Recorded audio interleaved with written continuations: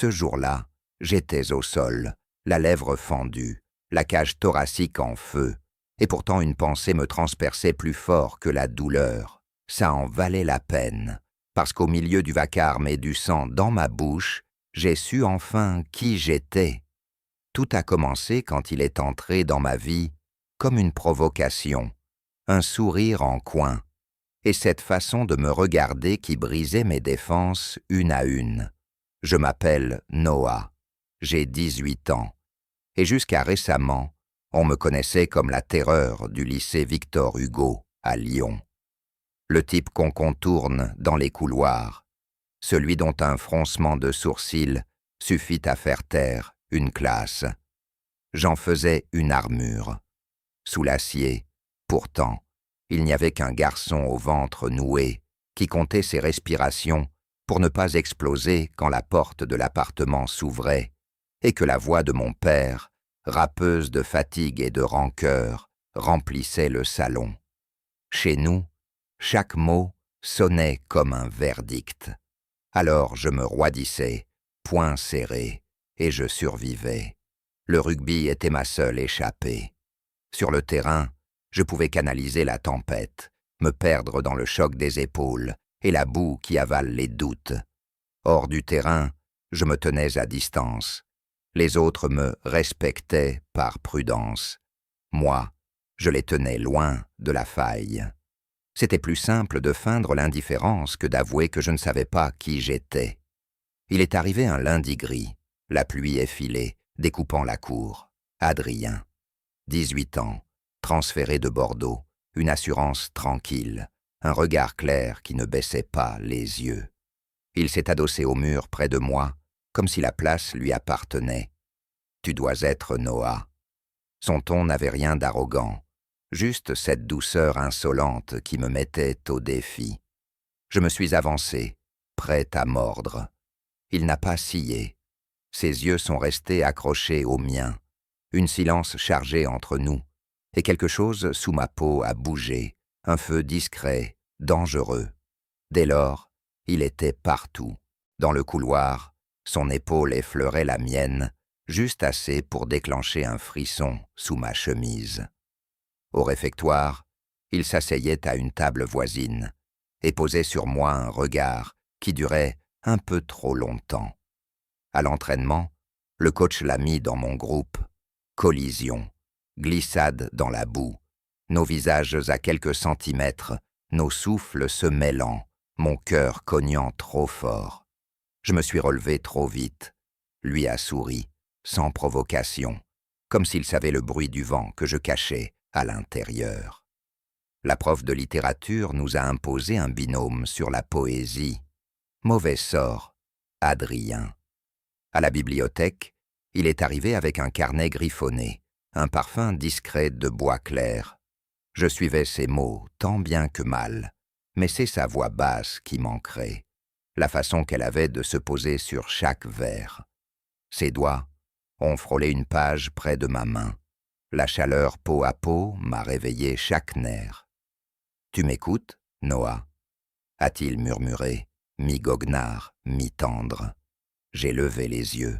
Nos regards se sont scellés, et le monde autour s'est estompé. J'ai fui. Le lendemain, j'ai fui encore. J'aurais voulu redevenir pierre.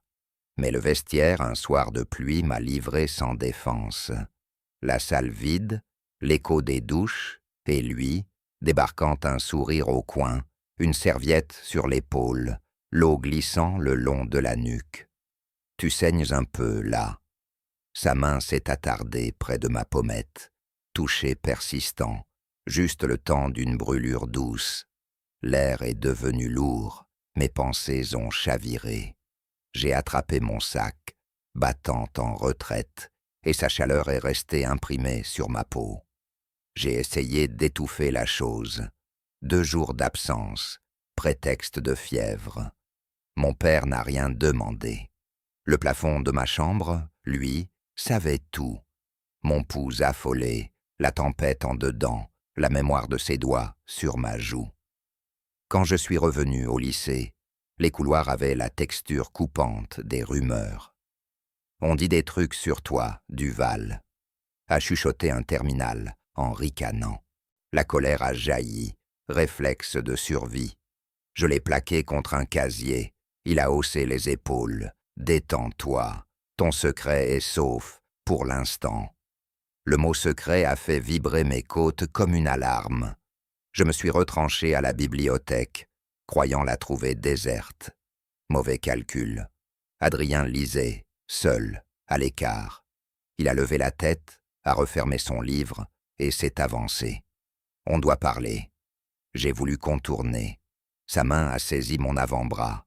Pas dur, juste ferme, et tout mon corps a crispé. Arrête de me fuir, je vois comment tu me regardes, je sens ce qui se passe quand tu es près de moi. Dis-moi que je me trompe, regarde-moi et dis-le. Sa voix était calme, mais la tension était brûlante, comme se tenir au bord d'un orage. J'ai ouvert la bouche, aucun son. La silence entre nous brûlait plus fort que des mots. Mes doigts tremblaient. Alors quelque chose a cédé. J'ai saisi sa veste, l'ai tirée contre moi. Nos lèvres presque jointes, à un souffle de franchir la ligne. Le monde s'est figé dans une immobilité dangereuse.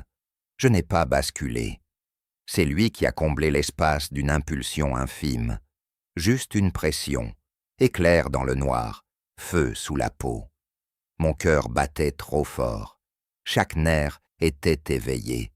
C'était bref, désordonné, et pourtant, tout mon univers s'y est engouffré. Je me suis arraché à lui, j'ai quitté la salle à grandes enjambées. La pluie me happant dehors. Chez moi, porte verrouillée, je me suis laissé glisser contre le mur jusqu'au sol. Dans un vieux cahier, j'ai écrit comme on respire. Des tempêtes, des ancres, l'océan qui tire, la peur et le désir emmêlés. Deux chemins s'ouvraient, nier, enterrer, redevenir la statue qu'on évite, ou admettre que l'armure avait fendu, irréversiblement. Le samedi, une clarté simple s'est imposée. Je devais lui parler. Je lui ai envoyé un message, un lieu, une heure. La Saône roulait lentement, ciel bas, air frais sur mes joues. Il est arrivé les mains dans les poches, s'est arrêté à quelques pas. Je sentais ma poitrine trop étroite pour mon souffle. J'ai levé les yeux, et la phrase est venue, nue, fragile. Pardon.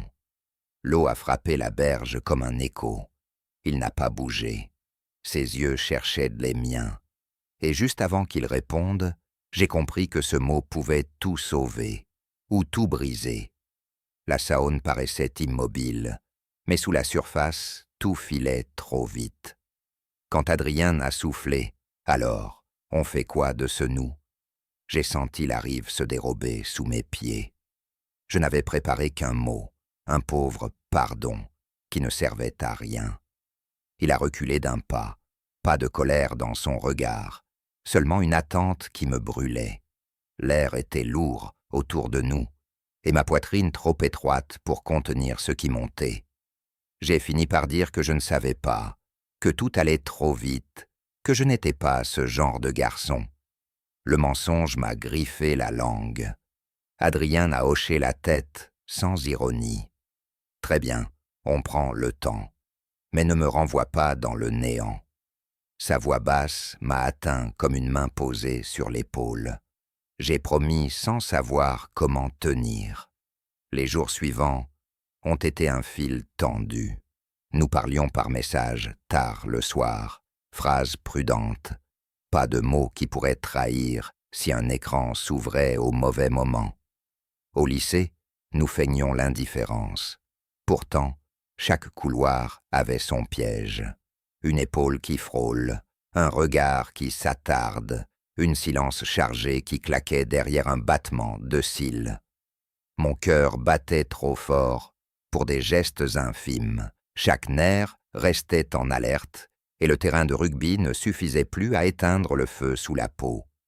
Les rumeurs ont repris, fines comme des aiguilles. Tom n'avait pas oublié sa petite menace. Il collait des surnoms, soufflait des insinuations.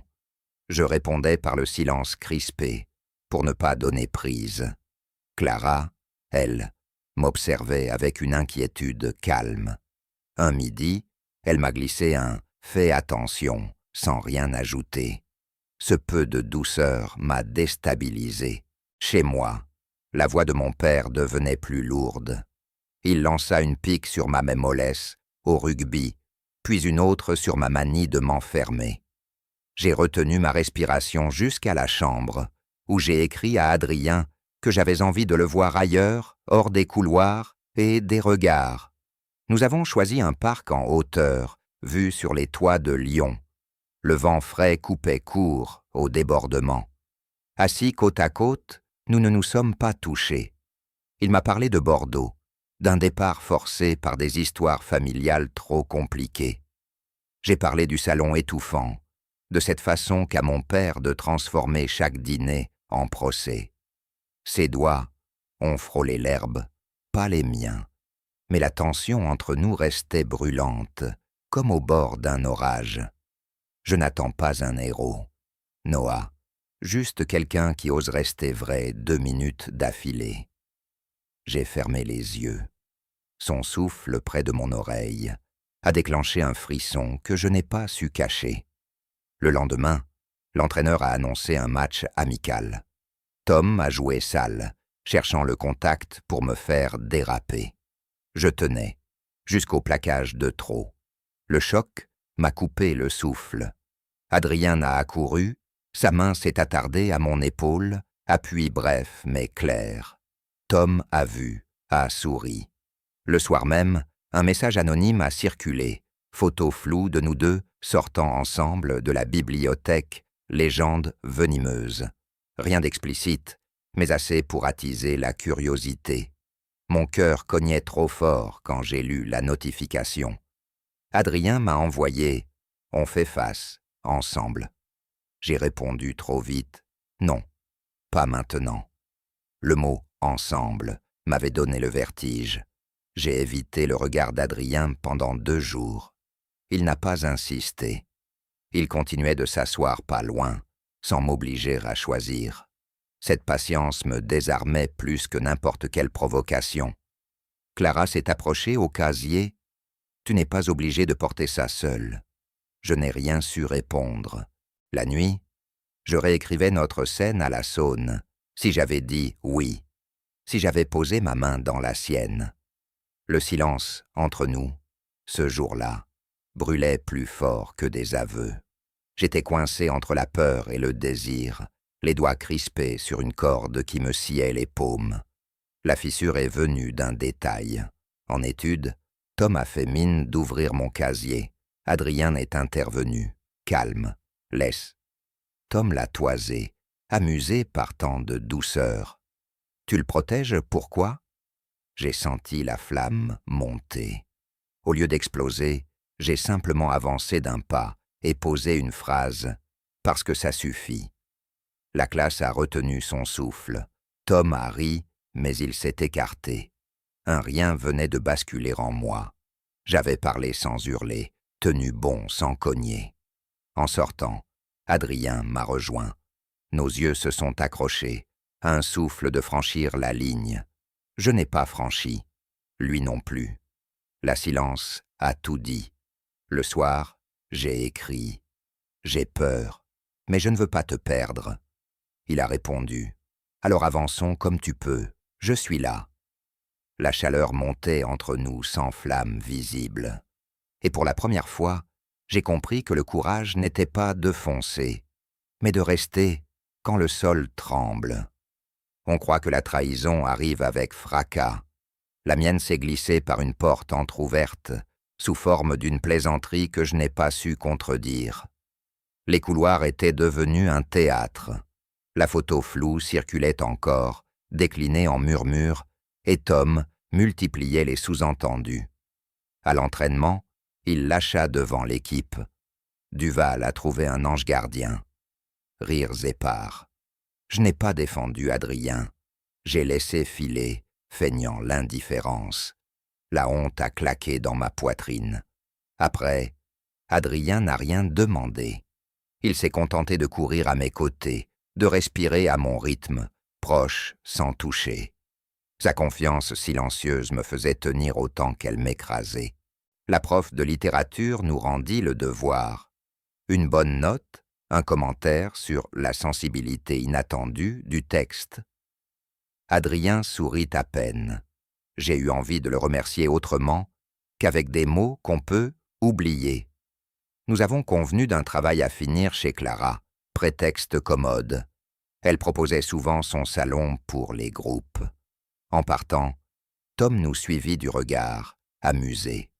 Je sentais le piège, et pourtant, j'avançais. Chez Clara, rien d'ostentatoire, juste une table, des feuilles, une bouilloire. Elle n'a posé aucune question, mais son regard disait qu'elle savait tenir un secret sans l'écraser. Pendant que nous cherchions des verres, Adrien a posé sa main à côté de la mienne, toucher persistant sans contact. La tension devenait presque audible. Mon pouls trop fort couvrait le tic-tac lointain. Clara s'est levée pour répondre à un appel dans le couloir.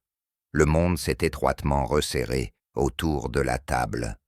Nos regards se sont scellés, nos lèvres presque jointes, un souffle de franchir la ligne. La porte a grincé. Nous avons reculé d'un même mouvement. Clara a fait comme si de rien n'était, mais quelque chose avait changé. J'avais voulu, vraiment voulu. Le lendemain, Tom lança une plaisanterie plus crue devant tout le vestiaire, des rires. Et moi, au lieu de l'arrêter, j'ai levé les mains en signe de dénégation, lâchant « Rêvez pas ». Le silence qui a suivi m'a giflé plus fort que ces mots. Adrien était là, immobile, le visage sans expression. Il a attrapé son sac et sorti. J'ai voulu courir après lui. Je suis resté incrusté au carrelage. Plus tard, je lui ai écrit. « Je suis désolé. » Il a répondu. « Je sais. Mais ce n'est pas moi que tu contredis, c'est toi. » Le feu sous ma peau s'est mué en cendres froides. Pendant 2 jours, nous avons cessé de nous parler. Les cours devenaient cotonneux, le terrain un désert. Je frappais moins fort, je courais sans ligne de fuite. La nuit, je rouvrais le cahier. J'ai trahi ce que je n'ai pas su nommer. Les mots m'aidaient mal. À la sortie d'un cours, Clara m'a arrêté. Tu crois protéger quelque chose, mais tu creuses un trou. Adrien n'a pas besoin d'un chevalier, il a besoin de toi. Sa voix n'était ni dure ni douce, elle était vraie. Je lui ai demandé pourquoi elle s'en mêlait. Parce que je t'ai vu respirer pour la première fois quand tu l'écoutes. Je lui ai écrit « Retrouve-moi ». Il n'a pas répondu. Alors je l'ai attendu près du gymnase. Le vent sentait la pluie, mes mains tremblaient, chaque nerf éveillé. Lorsqu'il est apparu, j'ai parlé sans détour. J'ai dit la peur, la honte, la tempête à l'intérieur, l'enfance qui enseigne à se taire pour survivre. Je n'ai pas cherché d'excuses. Il a écouté sans m'interrompre, puis il a soufflé. Je ne te demande pas de changer en un jour, je te demande de choisir ce qui compte. Nos regards se sont accrochés à un souffle. Cette fois, j'ai avancé d'1 millimètre et posé ma main, à découvert, contre la sienne, chaleur peau à peau. Rien d'excessif, mais un monde venait d'être déplacé. Tom est sorti du vestiaire à ce moment précis, a vu notre proximité, a souri d'un air féroce. Je le savais. Il a sorti son téléphone. Je me suis dressé, prêt à l'arracher. Adrien m'a retenu d'un mot. Non, pas comme ça. Nous avons reculé ensemble. Tom a ricané. On verra ce qu'en dit l'équipe. La menace flottait, lourde et lâche. En rentrant, j'ai repris mon cahier. Je choisis. Je ne sais pas tenir encore, mais je choisis. Et le choix, ce soir-là, n'avait pas la forme d'un défi. Il ressemblait à une main tenue plus longtemps que la peur. Les messages ont commencé par des rires. Ils ont fini par ressembler à des verdicts qu'on glisse sous une porte fermée. La photo nette n'est jamais sortie, et pourtant, l'ombre d'une preuve suffisait. De petits mots griffonnés sur un tableau, des stickers collés à la hâte, des conversations qui s'interrompent quand j'entre. Je faisais face le dos droit, comme si les flèches ne perçaient pas. À l'intérieur, tout cognait trop fort. Adrien restait proche sans se cacher. Gestes mesurés, silence brûlant, regard qui dure. Son calme m'apprenait à respirer. Mais Tom savait jouer le temps long. Il a insinué auprès de l'entraîneur que ma concentration mettait l'équipe en danger. On m'a mis sur le banc pour le match suivant. Je n'ai rien cassé. Je me suis assis. Et j'ai senti la chaleur monter, non celle qui dévore, celle qui forge. Chez moi, la tension augmentait. Mon père, agacé par ma réserve, cherchait des prises, notes, assiduité, avenir. Je répondais par des phrases courtes, pour ne pas verser mon cœur sur la table. Un soir, un dîner a dérapé. Il a lâché quelque chose sur devenir autre avec un rire amer. Je n'ai pas relevé. Ma fourchette tremblait. J'ai serré la mâchoire jusqu'à la chambre.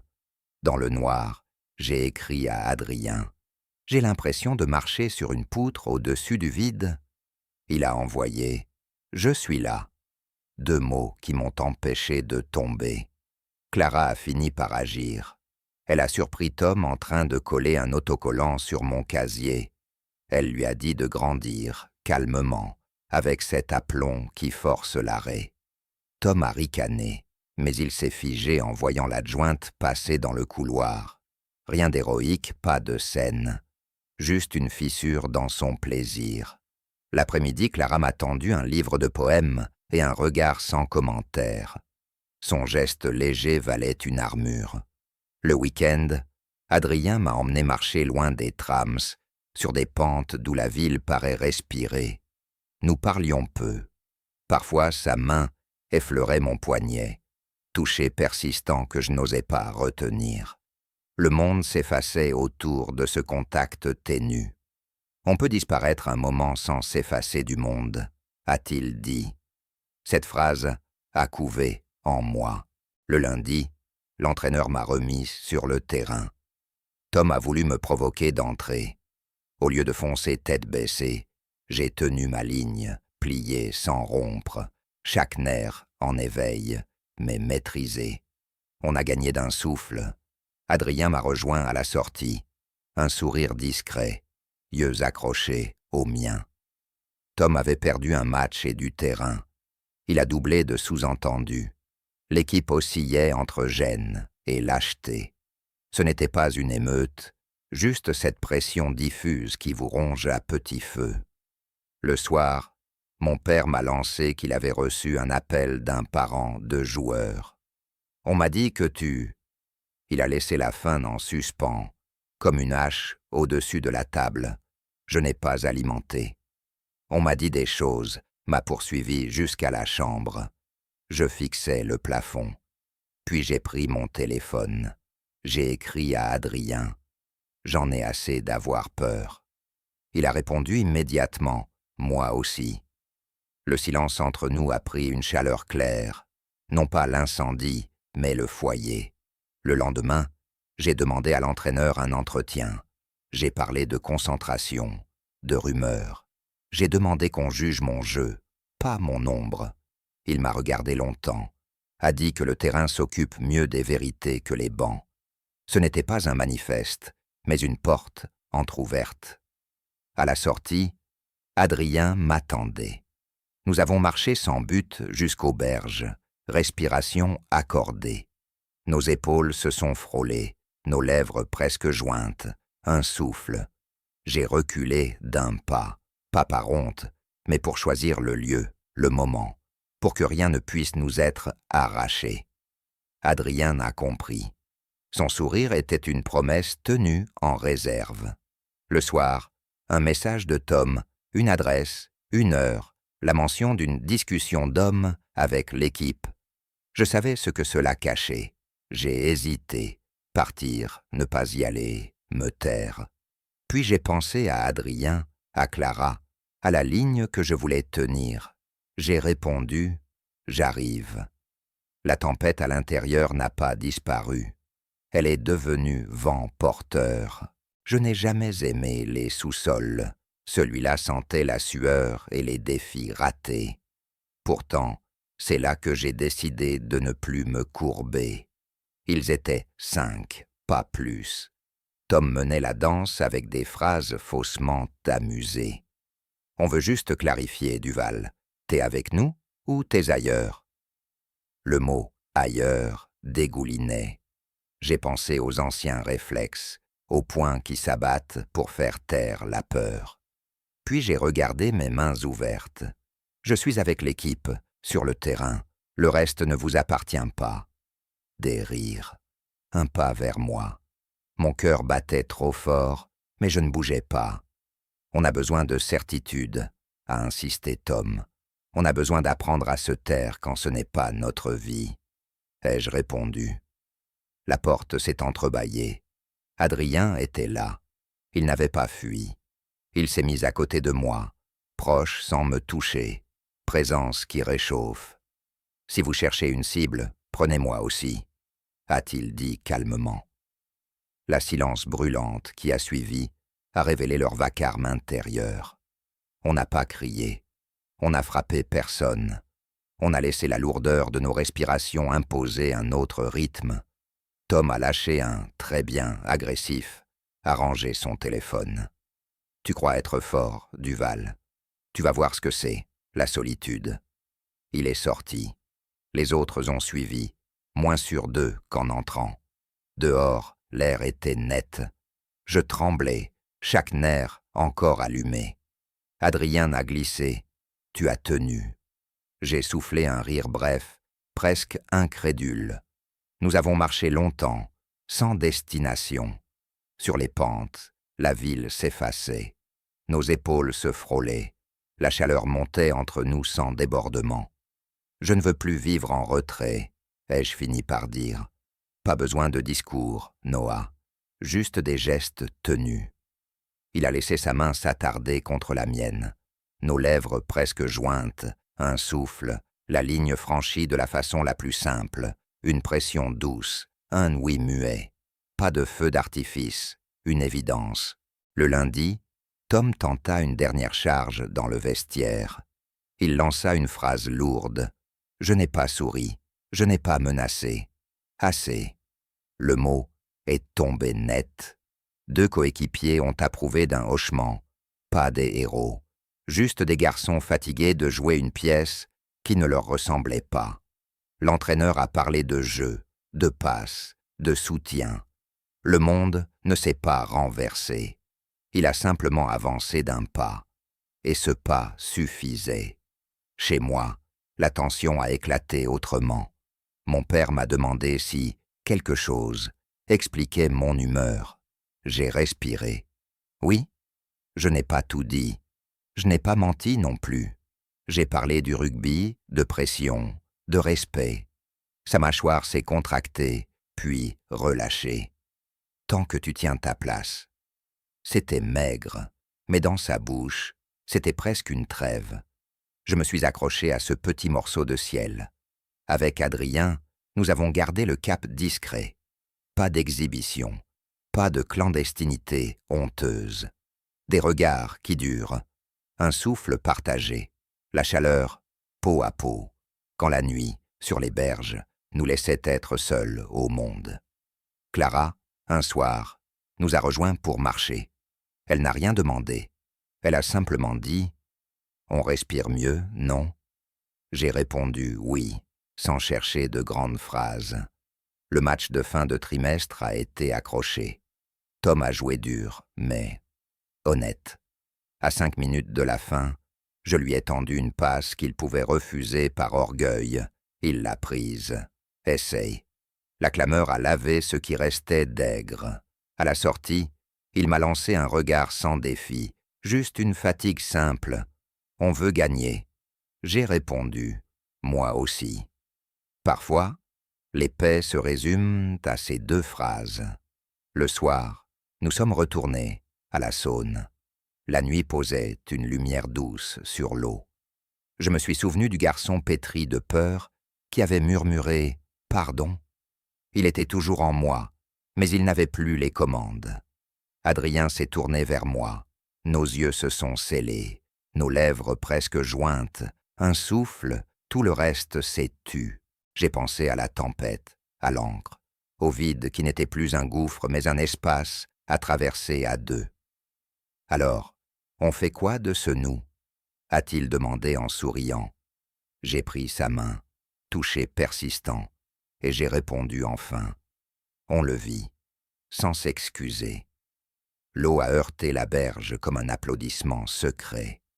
Le silence entre nous, cette fois, ne brûlait plus. Il apaisait. Et c'est ainsi que j'ai appris que tenir n'est pas se durcir, mais garder ouvert ce qui a failli se refermer.